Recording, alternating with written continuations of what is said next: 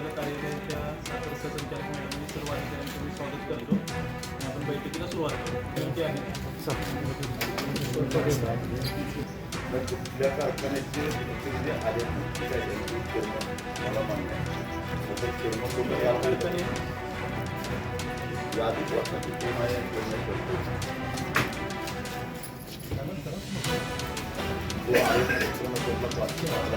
काय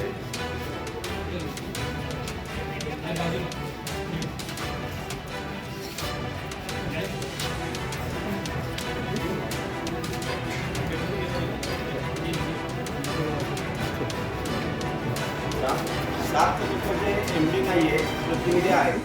असं सांगा बरं, 7 कारखाने कोणकोणते जे MD नाही आले तर प्रतिनिधी